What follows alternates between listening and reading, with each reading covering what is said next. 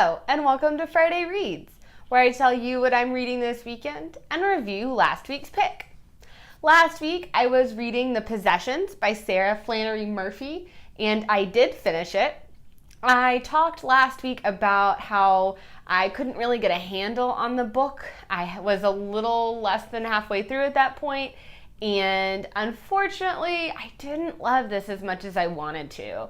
It felt a little disjointed and disconnected, and I didn't really understand exactly what was going on, and I don't think it was just a plot device.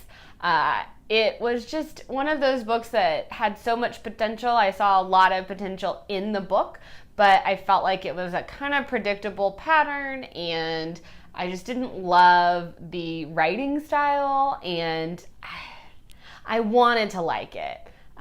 One of my biggest issues is that Edie is clearly hiding something from the beginning.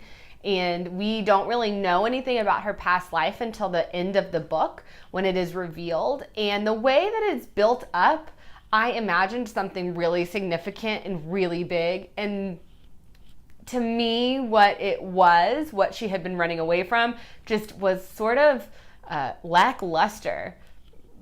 It just wasn't as shocking, or as, I guess shocking would be a good word, or disturbing as I thought it was going to be based on how they were talking about it, talking in circles about it. So that was one major issue I had, that it just built up and then fizzled. I also thought that the character of Edie and of Patrick Braddock, just their relationship was so odd, and Patrick was both this awful person, but maybe not so awful, maybe had something to do with his wife's death, but maybe didn't, and then it kind of just felt like it ended and it was done. And so I just felt like there wasn't a great wrap up on this book. Not that a good wrap up means that it has to be tied up in a pretty bow, but just that I just felt unresolved on a lot of things. So that's The Possessions. It was okay. It wasn't great. But I think it's also a debut novel. I think it's a debut novel. It is. It's her first novel. So I wouldn't be opposed to reading more of what she writes in the future and seeing how that goes. So 3 stars. Not bad, but not great. This week, I will be reading The Keepers of the House by Shirley Ann Grau. I think it's Grau. I should have read this a while ago, but I didn't. But I'm going to read it now. I'm going to read it this weekend. It is the winner of the Pulitzer Prize in, I believe, 1966, I think.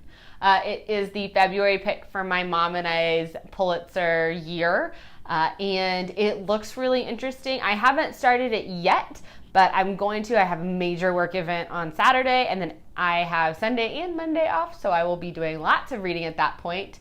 It is about a family, I think I don't know if it's in modern times or not, but it's about a family who is shaken by shocking facts about a Southerner's relationship with the black housekeeper. So, I mean, it won the Pulitzer. It should be good. We'll see. I hope it is. I'll talk about it next week, hopefully. My goal is to finish it before March starts, which March starts on, Wednesday. So that is The Keepers of the House by Shirley Ann Grau. That's all I have for this week's Friday Reads. You can find all my other Friday Reads, as well as our discussion videos, book wrap-ups, everything else we do is at gameandread.com. You can also find us on social media. We are on Twitter, Instagram, Litsy, and Facebook at Game and Read. And you can listen to the Game and Read podcast on the blog at gameandread.com or on iTunes or Stitcher. Thanks for watching, and I'll see you next week.